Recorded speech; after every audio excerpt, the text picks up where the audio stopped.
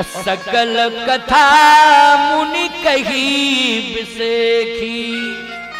भगवान ने कहा कि गुरुदेव ये पत्थर की शिला कैसी है?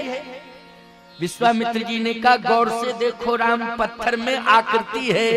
भगवान राम ने कहा नारी की आकृति है। तो गुरुदेव ये नारी की आकृति क्यों?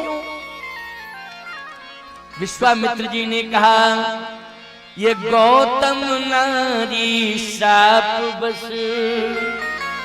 ये गौतम ऋषि की पत्नी अहिल्या, गौतम नारी श्राप बस, ये श्रापित हो गई है, इसलिए पत्थर की हो गई है। भगवान राम ने कहा श्राप किसने दिया? कहे श्राप दिया गौतम ऋषि। तो गौतम ऋषि तो पति हैं, गौतम ऋषि ने क्यों श्राप दिया? विश्वामित्र जी ने कहा इसलिए क्योंकि अहिल्या से भूल हो गई थी। क्या भूल हो गई अहिल्या से? भूल ये हुई कि इंद्र आया और इंद्र ने अहिल्या के साथ छल किया। क्या किया? छल। अच्छा, इंद्र आ गया और इंद्र ने छल किया। भगवान राम ने कहा इंद्र स्वर्ग से उतर के आया, हाँ, और छल किया, और छल में वो पकड़ा गया। जैसे ही पकड़ा गया तो क्रोध में आकर के गौतम ऋषि ने श्राप दे दिया।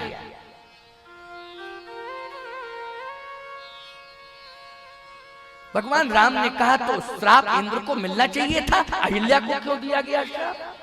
गलती तो इंद्र की है। उतर के कौन आया स्वर्ग से? बोलो भाई, उतर के तो स्वर्ग से इंद्र आया ना। अहिल्या तो कहीं गई नहीं, अहिल्या तो अपने घर में थी, आश्रम में थी। अच्छा एक बात बताओ भाई, कोई नारी अपने घर के अंदर है और कोई मनचला व्यक्ति घर में घुस जावे और किसी प्रकार की कोई अमर्यादित घटना को अंजाम दे देवे, ईमानदारी के साथ बताओ गलती किसकी मानी जाएगी? जल्दी बोलो। गलती तो उसकी मानी जाएगी कि मनचला व्यक्ति घटना को अंजाम दे रहा है। नारी तो घर के अंदर है, सुरक्षित है। अहिल्या अपने आश्रम में थी, गलती इंद्र की है, श्राप इंद्र को मिलना चाहिए था। मेरी प्रार्थना है आपसे, अहिल्या को श्राप क्यों दिया गया? विचारणीय प्रश्न है, कान खोल करके सुनते जाना। और मातृ शक्ति के लिए तो बहुत बड़ा संदेश मिलने वाला है। ध्यान से सुनना माताओं, बहन बेटियों, तुम्हारे लिए तो बहुत बड़ा संदेश मिल रहा है। बस सुनना आपको है, मन लगा के सुनना है, ध्यान से सुनना है, क्योंकि कथा आपने सुन ली तो यज्ञ सफल हो गया और कथा सफल हो गई। बोलो भाई। और ये सबसे बड़ी विशेषता देखने को मिल रही है, इतनी बड़ी संख्या में शांति से बैठ के कथा सुन रही हैं। बोलो ये आश्चर्य है कि नहीं? तुम लोग तो अनुभवी हो, घर में रहते हो, किस तरह से रहते हो? बोलो, अनुभव करो। लेकिन यहां आपने अनुभव किया, ये राम कथा का प्रभाव है कि बोलो हृदय परिवर्तन हो गया कि नहीं? कितना बड़ा परिवर्तन के एक साथ बैठी हो, शांति से बैठ के कथा सुन रही है। यह है कथा की विशेषता। कोई वॉलंटियर नहीं है कि इनके बीच में जाके इनको रोक टोक रहा हो कि चुप रहो, बातचीत मत करो, शांति से बैठो, कोई नहीं कह रहा है। बोलो। लेकिन कथा का ये प्रभाव है कि ये शांति से बैठ के कथा सुन रही है। यही तो है कथा का प्रभाव। ये सबसे बड़ा आश्चर्य है। नहीं तो दो बैठ जावे एक साथ, दो देवियां शांति से नहीं बैठ सकते, बातचीत जरूर करेंगे, लेकिन देखो कोई किसी से बातचीत नहीं कर रही है, कान लगाए कथा सुन रही हैं और मन की एकाग्रता दिखाई दे रही है। ये बहुत बड़ा डिसिप्लिन दिखाई दे रहा है। ये डिसिप्लिन माताओं, आज ये तुम्हारा आदर्श केवल तुम्हारा गिरिडीह जिले तक सीमित नहीं है, झारखंड राज्य तक सीमित नहीं है। ये आदर्श, ये संदेश पूरी दुनिया में जा रहा है कि नारी में कितना बड़ा परिवर्तन आया है। भारत की नारी में ये परिवर्तन यज्ञ भगवान ने किया है। दो देवियां एक साथ बैठ जाएं, शांति से नहीं बैठ सकती। हम 20 साल पुरानी बात बता रहे, ट्रेन से यात्रा कर रहे थे। हम बैठे सामने की सीट पर,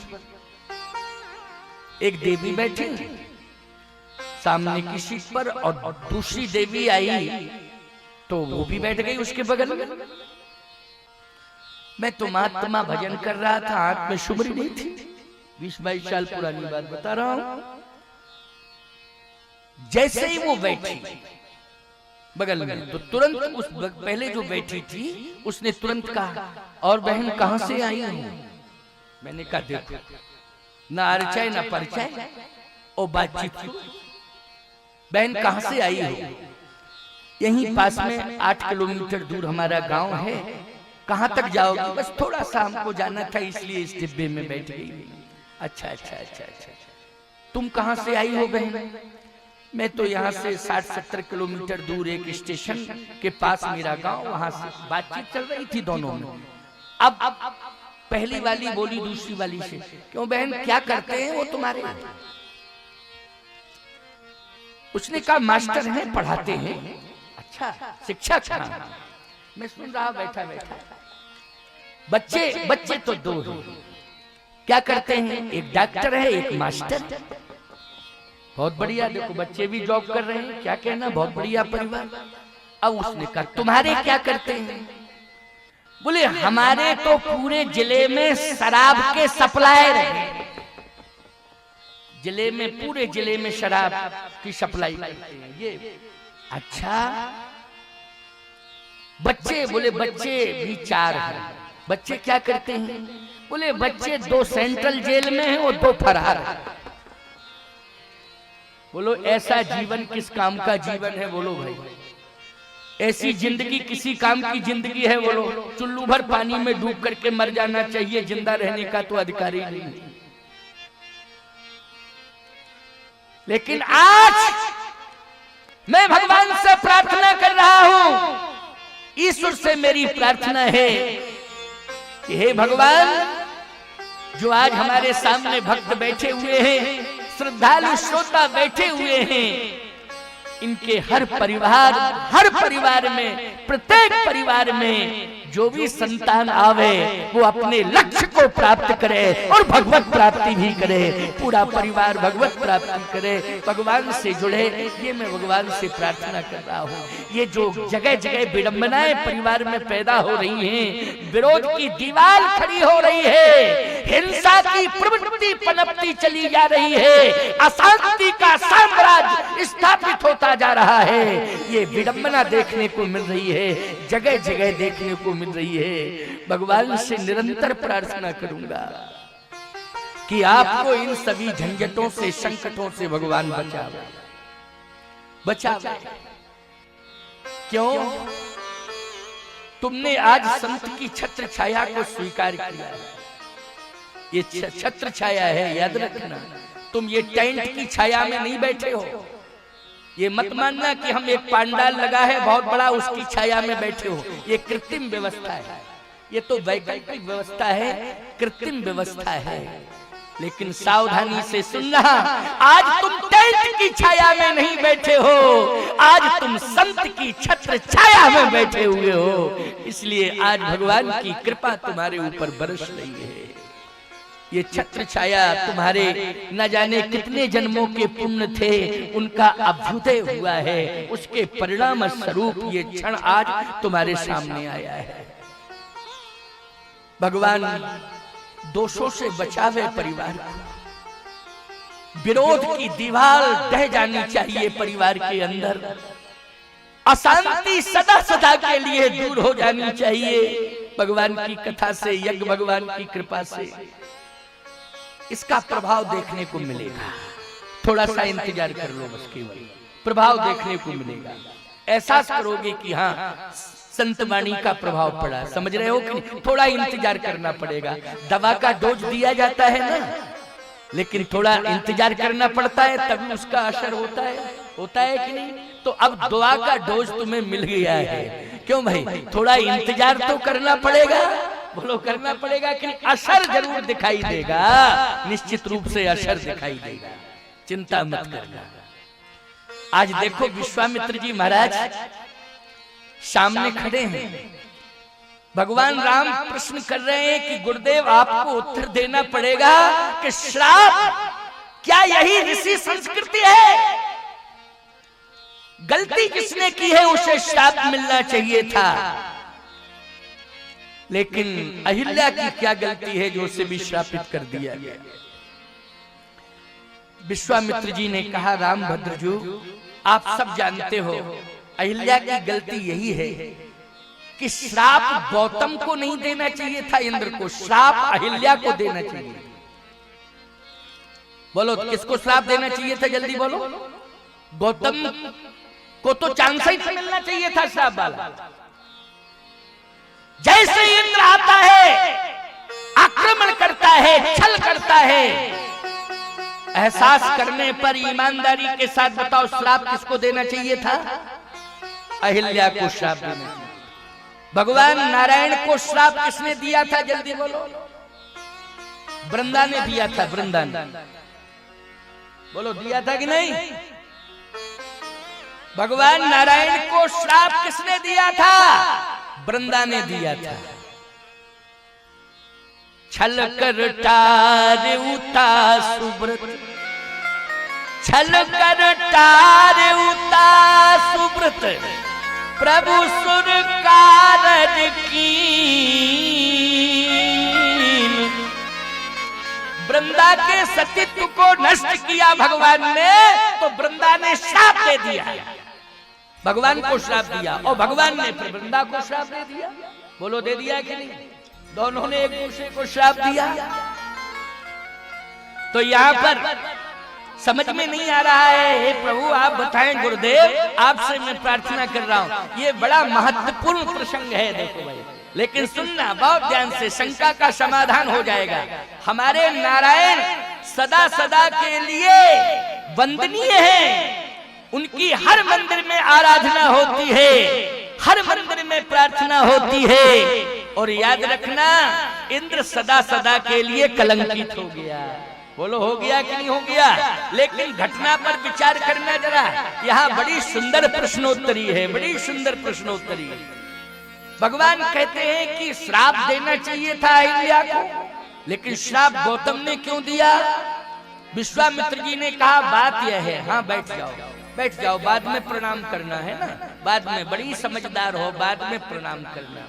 मैंने बताया नहीं कि देवियां बहुत समझदार हैं, प्रणाम ही करने आई थी, लेकिन अब बेचारी थोड़ा सा सोच रही कि हम पहले ही कर रहे प्रणाम, क्योंकि बाद में भीड़ ज्यादा हो जाती है तो दिक्कत होती है।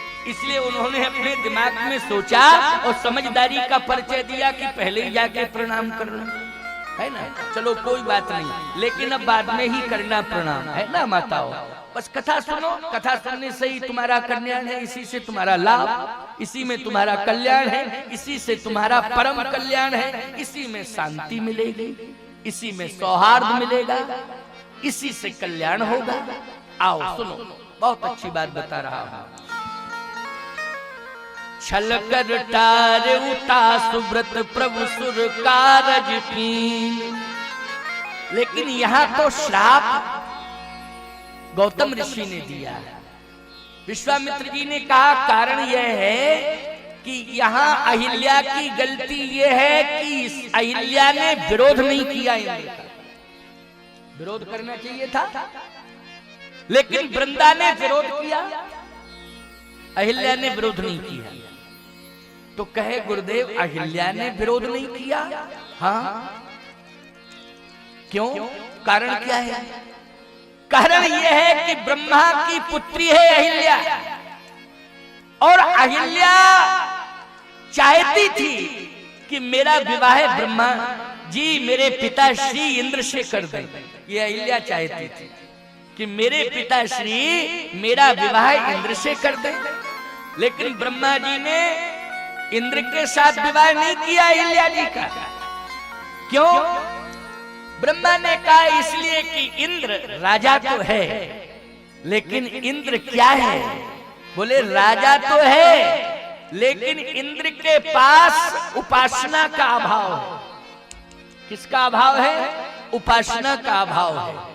याद रखना, उपासना का अभाव जब जीवन में हो जाता है तो निश्चित रूप से उसके सम्मान पर होने लगती है कि नहीं? इंद्र के जीवन में उपासना का अभाव है।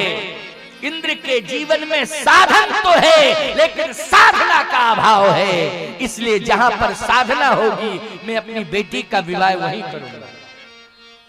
देखा ऋषि परंपरा में तो गौतम ऋषि सबसे बड़े साधक थे। कौन थे? गौतम ऋषि।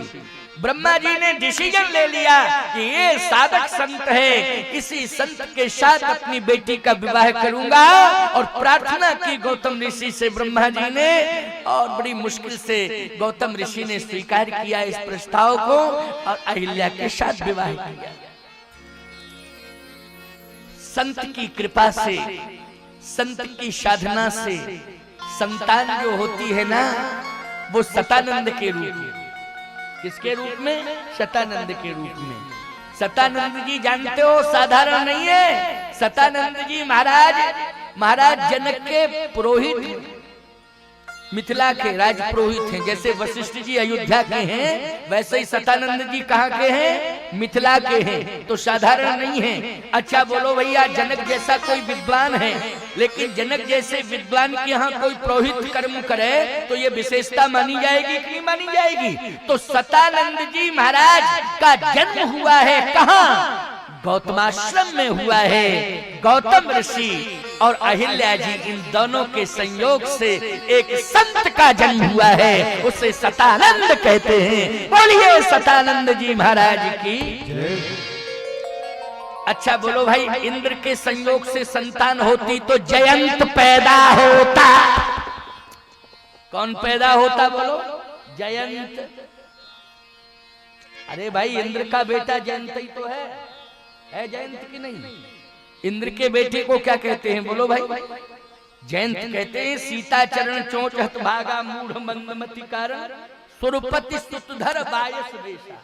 सुरपति सुतधर वायस वेशा। सुरपति मानी इंद्र, इंद्र का बेटा क्या बन गया? वायस वेशा मानी कौआ बन गया। तो सीधी सी बात यह है कि इंद्र के संयोग से संतान का जन्म होता तो उसमें कुसंस्कार आते, लेकिन आज सतानंद के संयोग से संतान हो रही है, इसलिए सुंदर संस्कार आए। गौतम ऋषि के संयोग से संतान हो रही है तो गौतम ऋषि के साधना से एक ऐसा संयमी संत पैदा हुआ है जिसको कहते हैं सतानंद। इसलिए सतानंद जी महाराज कहाँ पहुँचे? बोले राज पुरोहित बनकर के मिथिला में आज रह रहे हैं। महाराज श्री जनक उनका विशेष सम्मान कर रहे हैं। ऐसे सतानंद जी महाराज आज मिथिला के राज पुरोहित हैं। महारानी सुनैना और महाराज श्री जनक दोनों नित्य उनका पाद प्रक्षालन करते हैं। बोलो करते हैं कि नहीं करते हैं? आरती उतारते हैं, स्तवन करते हैं, स्तुति वंदना करते हैं। बोलो ये सम्मान किसको मिल रहा है? सतानंद जी महाराज को मिल रहा है। किसके कारण मिल रहा है? सुविधाओं के कारण मिल रहा है कि साधना के कारण मिल रहा है? साधना के कारण मिल रहा है। इसलिए ऐसा साधक पैदा हुआ सतानंद जैसा। लेकिन प्रभावित थी अहिल्या, इसलिए मौन हो गई।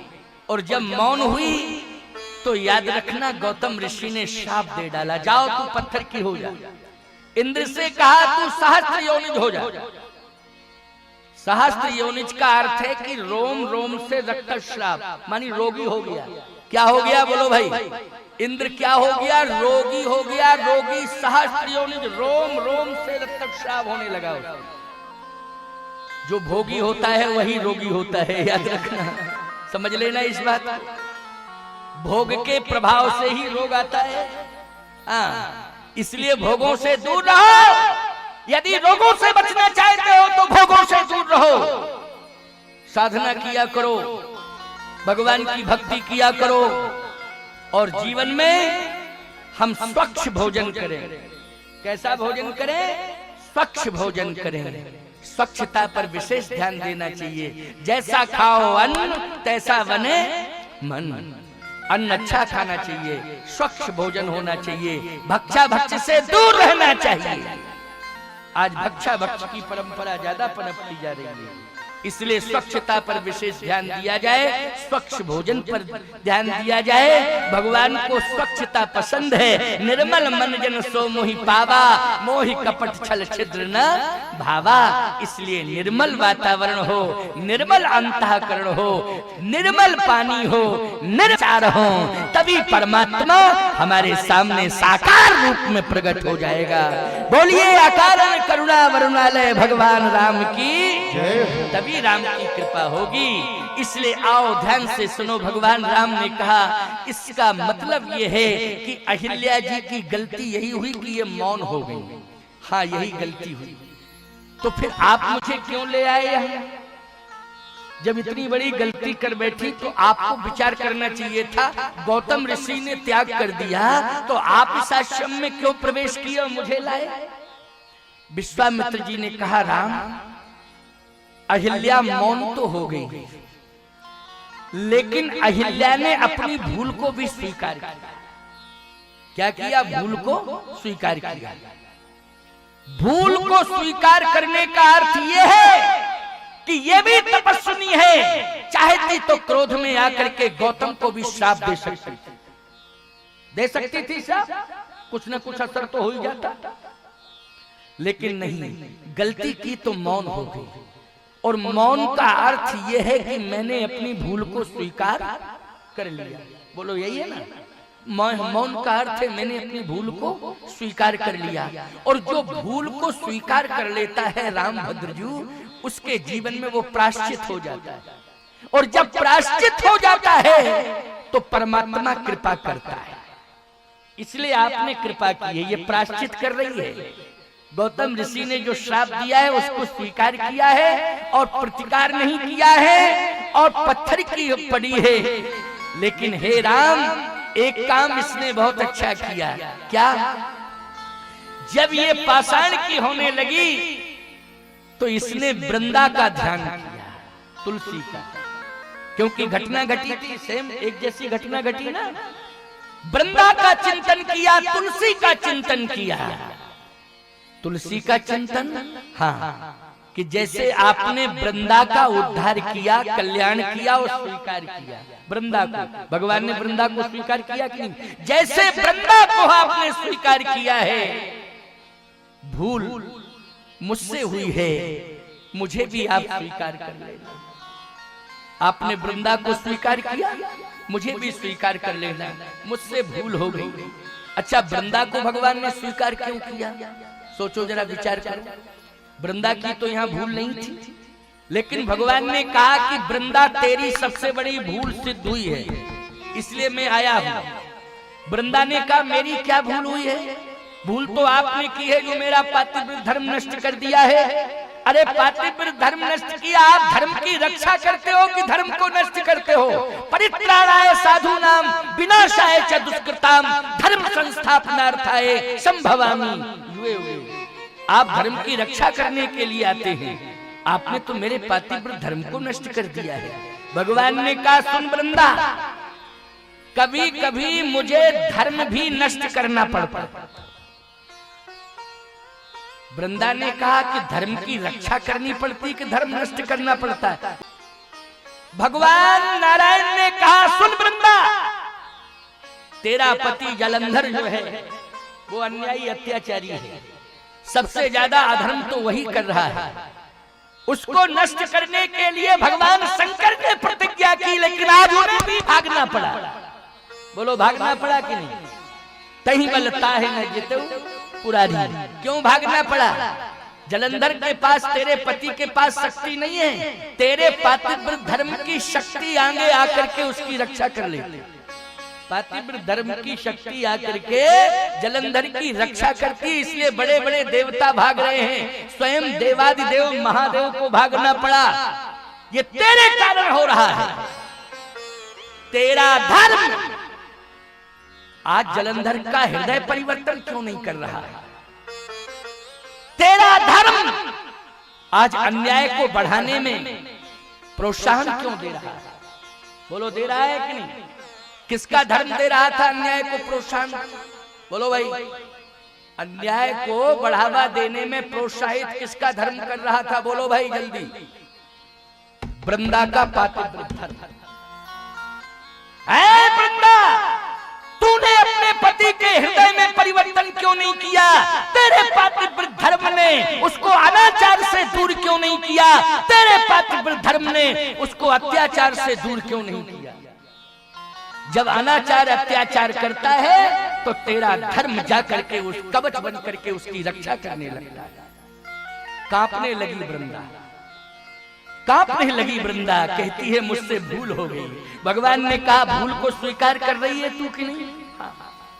मैं स्वीकार कर रही हूं, मुझसे भूल हो गई। भगवान ने कहा जो धर्म कवच बन करके अधर्म की रक्षा करता है, ऐसे धर्म को नष्ट करने के लिए मैं स्वयं आता हूं। इसलिए आज मैं तेरे धर्म को नष्ट करने के लिए आया हूं। कांपने लगी वृंदा, मुझसे भूल हो गई, भूल हो गई। पहले तो श्राप दे दिया था ना कि जाओ तुम काले पत्थर हो जाओ। भगवान मुस्कुराने लगे। वृंदा ने कहा श्राप लेने के बाद मुस्कुराना चाहिए क्योंकि आपकी प्रतिष्ठा पर आना चाहिए तो आपको तो रोना चाहिए, मुस्कुराना चाहिए। भगवान ने कहा एक और अवतार हो गया मेरा, तेरे कारण हुआ। तेरे श्राप ने एक और अवतार कर दिया है। वो अवतार है शालिग्राम भगवान का अवतार। बोलिए शालिग्राम भगवान की जय। तेरे श्राप ने आज भगवान का अवतरण कर दिया। क्यों भाई, शालिग्राम भगवान हो गए कि नहीं हो गए? अब सुनिए जरा मेरी बात को ध्यान से सुनते जाना, बहुत बड़ी बात है। बोलो, हमारे नारायण का एक और अवतार हो गया कि नहीं हो गया? कौन? शालिग्राम अवतार। अच्छा, अवतारों में सभी अवतार श्रेष्ठ हैं, लेकिन बिना शालिग्राम के कोई पूजा नहीं होती है। बोलो, होती क्या? प्रधान रूप से, प्रमुख रूप से हर मंदिर में अगर पूजा होती है तो किसकी होती है? बोलो, शालिग्राम भगवान की होती है। बोलो, होती है कि नहीं होती है? इसलिए शालिग्राम भगवान का अवतार हुआ साहब। भगवान मुस्कुराने लगे। वृंदा ने कहा कि मुझसे भूल हो गई, मुझे क्षमा कर दो, क्षमा कर दो, क्षमा कर दो। भगवान ने कहा मैंने भी जो श्राप दिया था ना, जा तू जंगल की हरी घास हो जा, लेकिन घास नहीं कहेगा तुझे कोई। तो इतनी महिमा मंडता होगी कि भूल से भी अगर तुझे कोई हरी घास कह देगा तो अपराध बन जाएगा, पाप लग जाएगा। देखो, इतने प्रकार के पापों से बचना चाहिए। ध्यान से सुनो, शालिग्राम भगवान को कभी पत्थर मत मानना, नहीं श्राप लग जाएगा, बहुत बड़ा अपराध बन जाएगा। तुलसी को कभी हरी घास मत कहना, नहीं तो अपराध हो जाएगा, बहुत बड़ा अपराध होगा। गाय को कभी पशु मत मानना, नहीं अपराध हो जाएगा। और अपने सदगुरुदेव भगवान को हाड़ मांस का पुतला मत समझना, नहीं तो बहुत बड़ा अपराध हो जाएगा। गुरु हाड़ मांस का पुतला नहीं होता है। गुरुर ब्रह्मा गुरुर विष्णु गुरुर्देवो महेश्वरः गुरुर साक्षात परब्रह्म तस्मै श्री गुरुवे नमः। इसलिए गुरु की महिमा कितनी है आप सब जानते हो, सुनते हो। शास्त्रों में इसका विशेष प्रकार से वर्णन है। तो कहना ये चाहता हूँ, कभी शालिग्राम भगवान को पत्थर मत मानना, कभी तुलसी को हरी घास मत कहना, गाय को पशु मत कहना, अपने सदगुरुदेव भगवान को हाड़ मांस का पुतला मत समझना। इन पापों से बचना। गंगा को केवल पानी, बहता हुआ पानी के रूप में मत मानना, ये मोक्षदायिनी है। गंगे तव दर्शनात् मुक्ति, दर्शन करने मात्र से मुक्ति मिल जाती है। इसलिए गंगा का जल जल है, उसे पानी मत मानना। सरजू का जल जल है, उसे पानी मत मानना। मंदाकिनी का जल जल है, उसे पानी मत मानना। जो गंगा, सरजू, मंदाकिनी पुनीत पवित्र नदियों को पानी के रूप में मानता है, वो सबसे बड़ा अपराधी माना जाता है। इसलिए अपराध से बचना, इनको प्रणाम करना, इनमें मोक्ष का जल प्रवाहित हो रहा है। इसलिए दर्शन कर लोगे तब भी मोक्ष मिल जाएगा, स्नान कर लोगे तो कहना ही क्या है। इसलिए ध्यान से सुनना। भगवान ने कहा चिंता मत कर वृंदा, अब तूने पाप स्वीकार कर लिया, हाँ, प्रायश्चित कर रही है, हाँ, अब मैं तुझे क्षमा करता हूं। लेकिन मेरा पति तो मर ही गया, हे प्रभु, वो तो मर ही गया, लेकिन मैं कहां जाऊंगी? भगवान ने कहा मैंने तुझे स्वीकार कर लिया। स्वीकार कर लिया आपने? किस रूप में स्वीकार किया? भगवान ने कहा सुनो, मेरा नया अवतार हुआ है, शालिग्राम भगवान के रूप में अवतरित हुए कि नहीं हुए? अब शालिग्राम जब मैं बन ही गया हूं तो याद रखना, तू तुलसी नहीं होगी, तू वृंदा नहीं होगी, अब तो तुलसी होगी। क्या होगी? तुलसी होगी। अब वृंदा नहीं कहेगा कोई तुझे, तुलसी होगी तू। और तुलसी होगी तो तेरा एक नाम होगा हरिप्रिया। क्या नाम होगा? हरिप्रिया। और मैं आज वचन देता हूं कि मैं स्वयं शालिग्राम बन करके तुलसी तेरा वरण करूंगा और तुझे हरिप्रिया के रूप में मैं स्वीकार करूंगा। और शालिग्राम भगवान ने तुलसी का वरण कर लिया है। बोलिए तुलसी शालिग्राम भगवान की। आज वृंदा तुलसी बन गई, शालिग्राम भगवान ने वरण कर लिया है। बोलो कर लिया कि नहीं? और कहा सुनो, तेरी कितनी बड़ी महिमा होगी कि याद रखना, राधा के बिना श्याम रहेगा, सीता के बिना राम भी रह सकेगा, लक्ष्मी के बिना विष्णु भी रह सकेगा, लेकिन तुलसी के बिना शालिग्राम नहीं रह सकता है। इसलिए शालिग्राम, जहां तुलसी होगी वहीं शालिग्राम, जहां शालिग्राम होंगे वहीं तुलसी होगी। और याद रखना, चाहे राम हो, चाहे कृष्ण हो, चाहे नारायण हो, बिना तुलसी के कोई वस्तु स्वीकार नहीं कर सकते हैं। बोलो कर सकते हैं? जल्दी बोलो। बिना तुलसी के कोई वस्तु स्वीकार नहीं की जा सकती है। इसलिए तुलसी दल और तुलसी कृत ये दो घर घर में होने चाहिए। आज भगवान ने अहिल्या के बारे में जब पूछा तो समाधान मिल गया और कहा कि जैसे वृंदा का कल्याण आपने किया था, अहिल्या तुलसी का ध्यान करते करते करते करते पाषाण की हो गई। और जैसे अहिल्या पाषाण की हुई तो पाषाण के मध्य में तुलसी प्रकट हो गई प्यारे। और उसी तुलसी के प्रभाव से आज भगवान स्वयं पहुंच गए हैं। और जैसे पहुंचे भगवान, अब अंतिम बात सुनो, बहुत अच्छी बात है। क्या? भगवान ने कहा उद्धार कैसे होगा आप ये बताएं। विश्वामित्र जी ने कहा चरण रख दो इसके ऊपर, बस उद्धार हो जाएगा। गौतम नारी श्राप बस,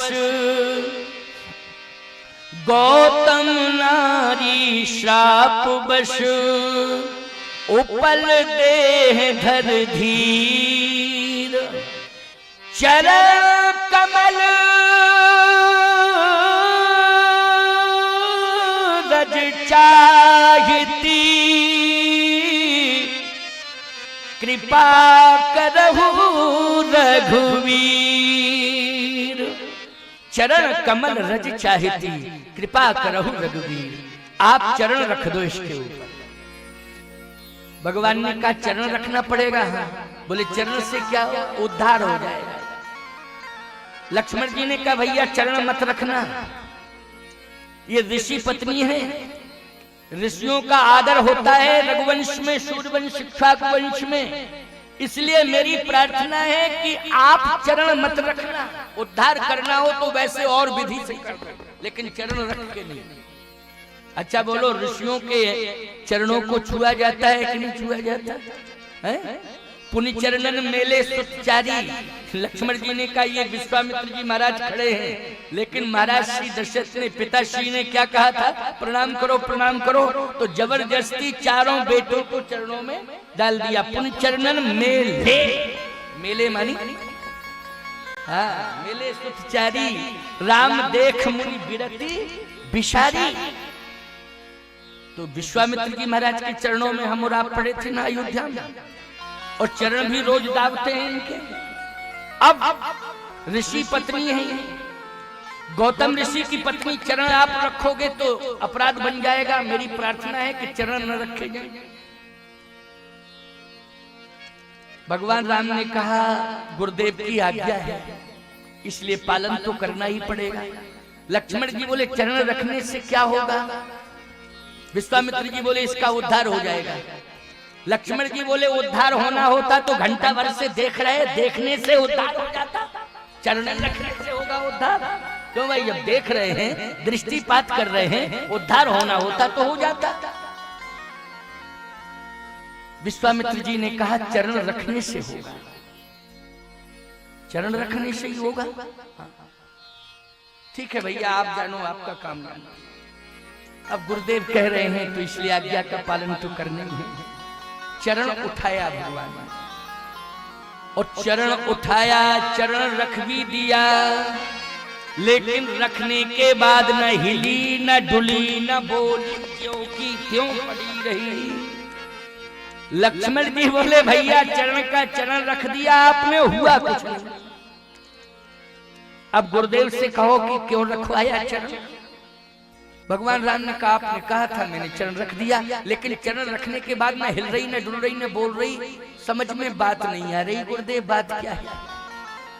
विश्वामित्र जी बोले हम भी आश्चर्यचकित हैं कि कारण क्या है, कारण क्या है। भगवान राम बोले आपने कहा था चरण रखो, मैंने रख दिया। विश्वामित्र जी ने कहा निश्चित रूप से पावर सप्लाई नहीं हो रहा है ठीक। क्यों भाई, पावर सप्लाई नहीं हो रहा है, करंट सप्लाई नहीं होता है। ईमानदारी से बताओ, ये जो माइक बज रहा है, ये रोशनी हो रही, रॉड आदि हेलोजन लगे हैं, कहीं ना कहीं से करंट सप्लाई हो रहा है तभी तो। और करंट सप्लाई बंद कब होता है, जब फॉल्ट हो जाता है तो करंट सप्लाई बंद। क्यों भाई, प्रभावित हो जाता है ना, माइक प्रभावित, ये रोशनी प्रभावित। कल हो गया था ना, कल या परसों की बात है, कब की बात है, परसों की बात, परसों प्रभावित हो, power supply fault. Vishwamitra ji ने कहा कोई फाल्ट है, इसलिए पावर सप्लाई नहीं हो रहा है। लक्ष्मण जी बोले आप ही देखो फाल्ट, कहां से फाल्ट है, ये समझ में बात नहीं आ रही। आप घंटा भर से भैया देख रहे हैं, बातचीत कर रहे हैं, फिर भी नहीं प्रकट हुई, और अब चरण भी रखवा दिया, अब भी प्रकट नहीं हुई, ना हिल रही ना डुल रही ना बोल रही, तो आप ही समझो बात क्या है। विश्वामित्र जी ने कहा समझ रहा हूं, कारण है आंख बंद हो गई, और जैसे ही आंख बंद हुई विश्वामित्र जी बोले फाल्ट पकड़ में आ गया, फाल्ट पकड़ में आ गया, करंट सप्लाई नहीं हो रहा है, पावर सप्लाई नहीं हो रहा है। अरे तो पावर सप्लाई क्यों नहीं हो रहा है, कारण क्या है। कारण यही है क्योंकि चरण तो रखा है, लेकिन चरण रज नहीं डाली। रज, भगवान श्री राम ने चरण रख दिया, विश्वामित्र जी कह रहे रज नहीं डाली। लक्ष्मण जी बोले जब पूरा चरण ही धर दिया तो अब रज की कौन जरूरत है, जब पूरा चरण रख दिया तो रज की कौन जरूरत है। विश्वामित्र जी बोले लक्ष्मण तुम नहीं जानते हो, रज की जरूरत है। अच्छा सही बताओ, गोस्वामी जी ने क्या लिखा है, श्री गुरु चरण सरोज रज, निज मन मुकुर सुधार। बोलो भाई रज। अच्छा सही बताओ, केवट ने भी चरण धोए थे, तो ईमानदारी के साथ बताओ चरण धोने का अर्थ होता है अहिल्या भी रज चाहती है। याद रखना जितने भी भक्त हैं वो सभी रज ही तो चाहते हैं। चरणोदक लेते हो ना मंदिर में, क्यों भाई, चरणोदक का अर्थ क्या है, चरण रज, यही अर्थ है ना, चरण रज।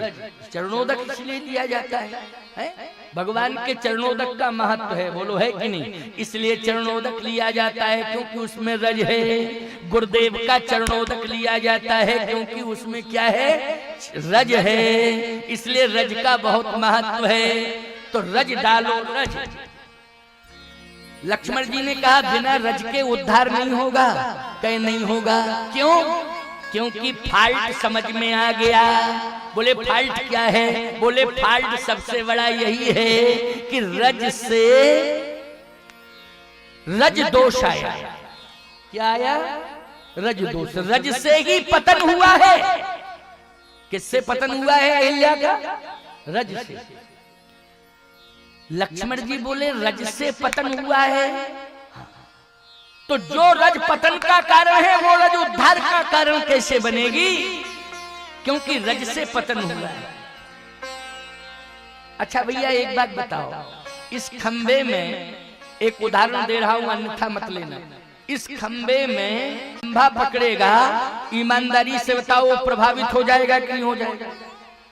डॉक्टर भी जवाब दे दे कि नहीं नहीं नहीं अब तो प्रभाव ज्यादा पड़ गया इसका, अब आप ये कहो कि महाराज आप आए हो, आपको कृपा करनी पड़ेगी। क्या डॉक्टर ने तो जवाब दे दिया है, दवा फेल, अब दुआ दो, क्या ये ठीक हो जाए? तो हम ये कहेंगे कि ये बताओ प्रभावित वाला पॉइंट कहाँ है, ले चलो। बोले वो खंभा है। अब हम खंभे के पास ले जाएं और हम कहें इस व्यक्ति को वही खंभा पकड़ा दो, वही खंभा फिर पकड़ा दो। अच्छा बोलो भाई, जब डबल खंभा पकड़ लेगा दोबारा में, तो अभी तो बेहोश जिंदगी मौत की लड़ाई लड़ रहा है, और दोबारा पकड़ लेगा तो काम तमाम हो जाएगा कि नहीं हो जाएगा? बोलो भाई, हो जाएगा कि नहीं? तो हमको तो विचार करना पड़ेगा। लक्ष्मण जी ने कहा आप विचार क्यों नहीं कर रहे हैं? जब रज से पतन हुआ है तो रज से उद्धार कैसे होगा? विश्वामित्र जी ने कहा रज रज में अंतर है। क्या अंतर है? विश्वामित्र जी ने कहा अहिल्या का जो पतन हुआ था वो काम रज से हुआ था। लक्ष्मण, अब अहिल्या का उद्धार होगा वो राम रज से होगा, क्योंकि काम रज से पतन होता है और राम रज से उद्धार होता है। इसलिए राम रज चाहिए, राम रज मिलेगी तो उद्धार अवश्य होगा। कृपा करके थोड़ी रज डाल दो। भगवान ने कहा आपकी आज्ञा है तो मैं रज भी डाल रहा हूँ। तो चरण कमल रज चाहिती, कृपा करहु रघुवीर।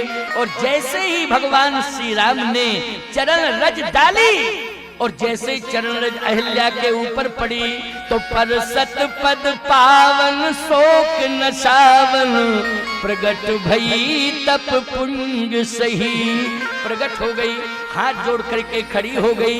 देखत रघुनायक जन सुखदायक, सन्मुख हुई कर जोर रही। हाथ जोड़ करके खड़ी हो गई, दर्शन कर रही है, नेत्रों से आंसू गिर रहे हैं, नेत्रों से आंसू गिर रहे हैं। जुगल नैन जलधार बही, जैसे सावन भादों की झड़ी लग जाती है ना, बरसात में सावन भादों में पानी की झड़ी लग जाती है, वैसे ही आज अहिल्या जी के नेत्रों से झड़ी लग गई आंसुओं की। जैसे सावन भादों में बरसात में झड़ी लग जाती है, वैसे ही आंखों में झड़ी लग गई है। जुगल नयन जलधार बही। भगवान ने कहा रो नहीं, रोना धोना बंद करो, तुम्हारा कल्याण हो गया कि नहीं हो गया? अब मुझे मिथिला जाना है, 11:15 बज गए और मिथिला जाना है। अहिल्या जी बोली मिथिला कल चले जाना, आप हमारी प्रार्थना सुन लो। मिथिला तो आप कल भी जा सकते हो, लेकिन मेरी प्रार्थना सुन लो। अगर आपने मेरी प्रार्थना नहीं सुनी तो मेरे जीवन में अधूरापन रहेगा। सरकार आप तो मिथिला पहुंच जाएंगे, क्योंकि मिथिला पहुंचने से आप किशोरी जी का वर्ण कर लेंगे, लेकिन मेरा तरण रुक जाएगा, मेरा तरण रुक जाएगा। भगवान ने कहा चरण रख दिया और प्रकट हो गई, तो अभी भी तरण नहीं मान रही है। अहिल्या कहती ना, अभी मैं तरण नहीं मान रही हूँ। अब माताओं ध्यान से सुन लेना मेरी बात को, ये बहुत महत्वपूर्ण बात है। भगवान का दर्शन करने के बाद भी अहिल्या अपने आप को ये बताना चाहती है कि हे प्रभु अभी भी मेरा तरण नहीं हुआ है। भगवान ने कहा तो तरण कैसे होगा? अच्छा तरण के लिए जो उपाय हो बता दे, मांग ले मैं तुझे दे दूंगा और उपाय बता दूंगा तरण का, तू बता तरण कैसे मानती है? अहिल्या ने कहा हे प्रभु आपने मुझे जीवन तो दे दिया है, लेकिन अभी भी मैं अपने को निष्प्राण मान रही हूं। अरे परमात्मा को पाने के बाद निष्प्राण कैसे मान रही है? अहिल्या कहती इसलिए कि पति का पत्नी का परमात्मा तो पति होता है।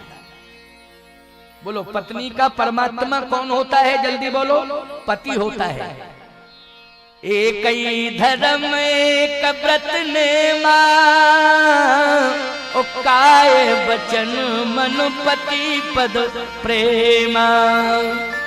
एक ही धर्म एक व्रत नेमा, काय वचन मन पति पद प्रेमा। अहिल्या ने कहा कि पत्नी का परमात्मा तो पति होता है। बोलो अनसुईया जी ने भी यही कहा था ना सीता जी से, अनसुईया जी ने भी यही कहा था। चित्रकूट की कथा है, जब भगवान राम लक्ष्मण सीता के सहित अत्रि के आश्रम में खड़े हैं, अत्रि जी के कानों में आवाज पहुंची, भगवान आ गए, भगवान आ गए। अत्रि दौड़े, पूजन की थाली हाथ में लिए हैं, नमामि भक्त वत्सलम कृपालशील कोमलम। अत्रि आरती उतारना चाहते हैं, लेकिन अनसुईया जी सामने नहीं आई। अनसुईया जी तो आश्रम के अंदर रही। नारद जी पहुंच गए, नारद जी ने आवाज लगाई, अनसुईया जी, अनसुईया जी, अनसुईया जी, भगवान आपके दरवाजे पर खड़े हुए हैं, आपका पति भगवान की आरती उतार रहा है, आप निकल के आओ, भगवान की आरती उतारो। अनसुईया जी ने कहा, नारद जी, मेरे पति का परमात्मा खड़ा होगा, मेरे आश्रम की चौखट पर परमात्मा आया होगा, लेकिन मेरे पति का परमात्मा होगा। मेरा परमात्मा तो मेरा पति है, संसार में और कोई दूसरा नहीं है। एक ही धर्म एक व्रत ने मां, ओ काय बचन मन पति पद प्रेमा।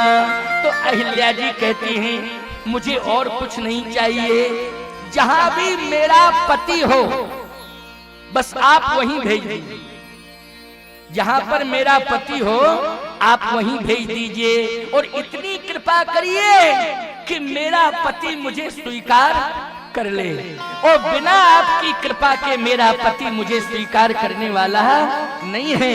भगवान ने एक मस्तु कहा और कहा, जाओ, मैं तुझे वहीं भेज रहा हूं जहां तेरा पति है, और आज मैं उससे सद्बुद्धि देता हूं कि जैसे ही तू पहुंचेगी तुझे वो स्वीकार करेगा, स्वीकार करेगा, स्वीकार करेगा। इसलिए जो अति मन भावा सोवर पावा, गई पतिलोक आनंद भरी। भगवान के आशीर्वाद को पाके, भगवान की कृपा को पाके, भगवान का ये दिव्य प्रसाद को पाकर के आज अहिल्या गई, और अहिल्या कहाँ पहुंची, जहां गौतम ऋषि थे।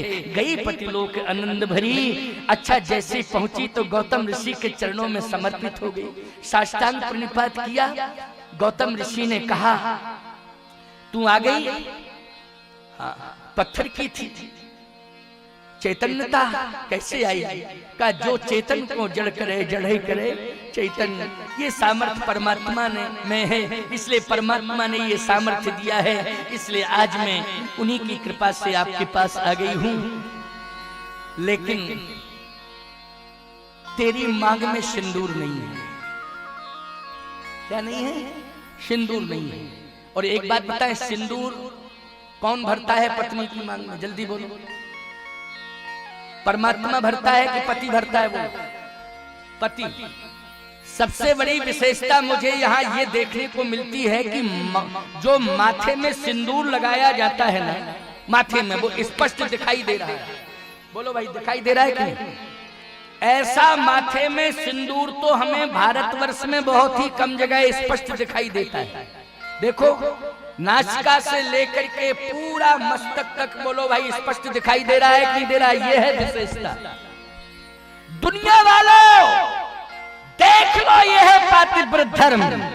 ये भारतवर्ष की, आर्यावर्त की नारी की विशेषता है कि सिंदूर दूर से ही दिखाई दे रहा है। और खास तौर से शहरों में ये परंपरा देखने को कम मिल रही है, ग्रामीण अंचलों में ज्यादा मिल रही है देखने को। इसका मतलब है कि सनातन की मर्यादा माताओं आज तुम सुरक्षित किए हो, और ग्रामीण अंचल में रहने वाली नारियां ज्यादा सुरक्षित किए हैं। नहीं, शहरों में देखो आप, पहचान ही में नहीं आता है कि माथे में सिंदूर कहां। साइड में थोड़ा सा जरा टचिंग, जरा सा टचिंग, वो पता ही नहीं चलता है कि किधर गई वो टचिंग। क्यों भाई? साइड में ये सिर के बाल ही ढक लेते हैं, पता ही नहीं चलता है। बोलो भाई। और वो भी बीच माथे में नहीं, सेंटर में नहीं, साइड में टचिंग, टचिंग थोड़ी सी। बोलो, यही कंडीशन है कि नहीं? गलत कह रहा हूं क्या मैं? लेकिन यहाँ स्पष्ट रूप से बोलो, दिखाई दे रहा है कि नहीं दे रहा है? सिंदूर, स्पष्ट रूप से सिंदूर दिखाई दे रहा है। इसको कहते हैं सनातन धर्म के प्रति निष्ठा, सनातन धर्म की मर्यादा का पालन करना। नहीं तो आजकल पहचान में नहीं आता है कि ये बहन जी हैं कि भाई साहब हैं। शहरों में पहचान ही खत्म है। एक सज्जन ने मुझसे बड़ा अटपटा प्रश्न किया बोले महाराज जी अहिल्या जी को कैसे पहचाने गौतम ऋषि? मैंने कहा कि पहचान गए। तो बोले उन्होंने शंका क्यों की कि मैं तुझे स्वीकार नहीं कर सकता हूं, तेरे माथे पर सिंदूर नहीं है, तेरे माथे पर सिंदूर नहीं है। इसका मतलब यह है कि विवाहित नारी के मस्तक पर सिंदूर होना चाहिए। बोलो अनिवार्यता है कि नहीं? विवाहित जीवन है तो सिंदूर की अनिवार्यता है कि नहीं, पहले ये बताओ। सबने कहा। गौतम ऋषि ने यही प्रश्न किया कि तेरे माथे पर सिंदूर नहीं है। मैंने तो तेरे माथे में सिंदूर लगाया था, लेकिन आज तेरे मस्तक का सिंदूर कहां है? तेरी गलती के कारण तेरा सिंदूर धुल गया। बोलो धुल गया कि नहीं? तो कहे सिंदूर आप लगा दो। सिंदूर की बड़ी महिमा है। नारी जब विवाहित होती है तो सिंदूर पहचान कराता है कि नहीं? ये सुहागवती नारी है, जल्दी बोलो। सुहागवती नारी की पहचान किससे होती है? सिंदूर से होती है। अच्छा एक पहचान का और तरीका क्या? मंगल सूत्र। मंगल सूत्र होता है ना, यहाँ होता है मंगल सूत्र। मंगल सूत्र लटका और सिंदूर मस्तक में दिखाई दे, बोलो दूर से ही पहचान हो जाती है कि ये सुहागवती नारी है, विवाहित नारी है। एक सज्जन बोले महाराज पुरुष का पता नहीं चलता कि ये विवाहित है कि नहीं। कोई पहचान आपकी सनातन संस्कृति में है ही नहीं कि पुरुष की पहचान हो कि ये नारी की पहचान तो है मस्तक का सिंदूर और मंगल सूत्र। बोलो भाई सिंदूर माथे में लगा हो, मंगल सूत्र लटका हो, पहचान है कि ये सुहागवती। पुरुष की कोई पहचान नहीं। और एक बार हम आपको क्या बताएं, हम स्वयं भ्रमित हो गए। क्या? पति पत्नी दोनों आए, ये बंबई की बात है, मुंबई की बात। पति पत्नी दोनों आए तो हमने पति को कह दिया खुश रहो, पत्नी साथ में थी, हमने उसको भी कहा खुश रहो। तो कहती है वो आशीर्वाद दो जिससे मेरा सुहाग अमर रहे। खुश रहो नहीं, इनके लिए कह दिया खुश रहो, हमारे लिए वो हमकी कौन सा आशीर्वाद है? बोले वही अखंड सौभाग्यवती वाला दो बाबा आशीर्वाद। हमने कहा हम कंफ्यूज, हम समझ ही नहीं पा रहे कैसे। हमने कहा कोई सिंदूर उंदूर मस्तक में दिखाई देता तुम्हारे, तब तो हम कंफर्म कर लेते कि हाँ ये सुहागवती नारी है या विवाहित नारी है, तो कह देते अखंड सौभाग्यवती भाव। लेकिन जब माथे में सिंदूर ही दिखाई नहीं दे रहा है तो हम कैसे कह दें कि अखंड सौभाग्यवती भाव? बोलो भाई। उसने कहा इसका मतलब है आपकी आंखों पे मोतियाबिंद आ गया। हमने कही है तो नहीं, लेकिन समझ नहीं पा रहे। हमने चेले से कहा जरा देख सिंदूर है। बोले गुरुजी सिंदूर है ही नहीं, तो कहां से कहते सिंदूर है? हमने कहा गुरु की आंखों पे मोतियाबिंद, चेला की आंखों पे मोतियाबिंद, तेरी आंखें सही है। सबकी आंखों पे मोतियाबिंद, तेरी आंखें सही हैं। जब तेरे मस्तक पर सिंदूर नहीं है तो कैसे कह दूं अखंड सौभाग्यवती हो? उसने थोड़ा सा जैसे ही सिर के बाल उठाए और कहे देखो बाबा जी। हमने कहा ऐसे ही महात्मा बाल उठा के देखें तब आशीर्वाद दें, है यही तरीका है क्या? क्यों भाई? हमने कहा क्लियर होना चाहिए। देखो ये झारखंड में, देखो ये गिरिडीह जिले में, बोलो स्पष्ट रूप से दुनिया वालों देख लो, बोलो सिंदूर स्पष्ट मस्तक पे दिखाई दे रहा है कि नहीं दे रहा है? और मैंने कहा सुहागवती नारी की एक और पहचान है क्या? कि केस उसके कटिंग छटिंग के नहीं होते हैं, याद रखना। हम बहुत स्पष्ट बोल रहे हैं, हमारी बात बुरी लग जाए तो लग जाए, कौन हमें लोकसभा का चुनाव लड़ना है जो तुमसे वोट लेने, भले ही अन्यथा ले लो तो ले लो, क्यों भाई? लेकिन सही बात हम कहेंगे कि नहीं कहेंगे? हमने कहा तेरे केस कटिंग छटिंग सेटिंग मेकिंग। हमने कहा क्या तुझे अखंड सौभाग्यवती भव का आशीर्वाद दे दूं? हट जा, कोई आशीर्वाद नहीं। जो सनातन की मर्यादा लेकर के नारी आएगी उसको आशीर्वाद दिया जाएगा। बोलो भाई, उसी को आशीर्वाद दिया जाएगा। इसलिए मैं आज हृदय से आशीर्वाद दे रहा हूँ। यहाँ जो मातृ शक्ति बैठी है, देवियां बैठी हैं, कि तुमने सनातन की मर्यादा को अक्षुण्ण रखा है। इसलिए हृदय से अखंड सौभाग्यवती भव का आशीर्वाद देता हूँ, खुले मंच से देता हूँ अखंड सौभाग्यवती भव का आशीर्वाद। इसी मर्यादा को सुरक्षित रखना माताओं, बहन बेटियों। आज समस्या है दंपति की, सबसे बड़ी समस्या है प्यारे दंपति जीवन में क्या कि आज प्रेम दिखाई नहीं दे रहा है। आज समस्या ही समस्या बनती जा रही है। समस्या का निदान होगा, समाधान होगा, कल मैं बताऊंगा, क्योंकि आज 11:30 बज गया, रोज से ज्यादा हो गया है और आप लोग अभी तक बैठे बैठे सुन रहे हैं। लेकिन अहिल्या जी से जो प्रश्न किया उसका उत्तर सुन लो। क्या अहिल्या जी ने कहा कि स्वामी मुझे तो परमात्मा ने भेजा है, और वो परमात्मा ने भेजा है कि जिस परमात्मा से मैं कह के आई हूं कि आप परमात्मा तो हैं, लेकिन मेरे पति के परमात्मा है, मेरा परमात्मा तो जहां हो वहां मुझे भेजो। उसी ने भेजा है, लेकिन बिना सिंदूर के कैसे स्वीकार किया जाए। तो याद रखना, भगवान ने जो चरण रज दी थी उसको लेके गई थी अहिल्या। क्या लेके गई थी? चरण रज। क्योंकि भगवान ने रज, अच्छा चरण रख देते तो प्रूफ क्या था, क्या लेके जाते। लेकिन रज में बोलो प्रूफ मिल गया कि नहीं मिल गया? रज लेकर के गई, चरण लेके तो नहीं जाती, लेकिन रज जब मिली तो क्या लेके गई भगवान के पास? अपने पति देव के पास क्या लेके गई? जल्दी बोलो। अहिल्या अपने पति देव के पास अहिल्या चरण रज लेकर के गई, जो भगवान ने रज दी थी। अच्छा, रज में पीले पीले कण थे। कैसे कण थे रज में? पीले पीले कण थे प्यारे। और याद रखना, वो रज कहां की थी? जहां पर माग में सिंदूर भरा गया था वहीं की वो रज थी। बोलो ठीक नहीं? जहां माग में सिंदूर भरा गया था वहीं की वो रज थी, क्योंकि भगवान आश्रम में थे ना। अच्छा, चरण कहां पड़ा था? आश्रम में पड़ा था। तो रज कहां से आई थी? आश्रम की ही रज चरणों में लिपट गई थी। वही रज आज अहिल्या के ऊपर पड़ गई और उसमें पीले पीले कण थे। तो कहा कि मैं लाई हूं, लेकिन परमात्मा राम ने जो दिया है उसको लेके आई हूं, और तो मेरे पास कुछ नहीं है। अच्छा, क्या लेके आई है बता? तो जैसे ही उसने रज को आगे किया, गौतम ऋषि ने उस रज को देखा तो भगवान राम का दर्शन हो गया गौतम ऋषि को। उसी रज में किसका दर्शन हो गया? भगवान राम का दर्शन हो गया।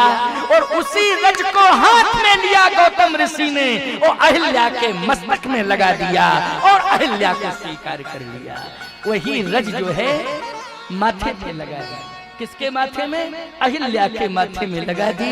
ईमानदारी के साथ बताओ, बोलो रज ने कितना बड़ा काम किया? बोलो किया काम कि नहीं? प्रूफ मिला गौतम ऋषि को कि भगवान ने भेजा है। किसने भेजा है? भगवान ने भेजा है। सिंदूर कहां से आएगा? लेकिन उसमें जो पीले पीले कण थे, गौतम ऋषि ने कहा यही सिंदूर है, भगवान की रज लगा दी। याद रखना, ये चरण रज से ही आज मस्तक में वो तेज आ गया अहिल्या जी के कि आज अहिल्या जी के मस्तक पर मानो रज का सिंदूर लग गया और गौतम ऋषि ने सदा सदा के लिए अहिल्या को स्वीकार कर लिया। बोलिए पतित पावन प्रभु श्री रामचंद्र भगवान की जय। आज पतितों का उद्धार हो गया, अहिल्या का तरण हो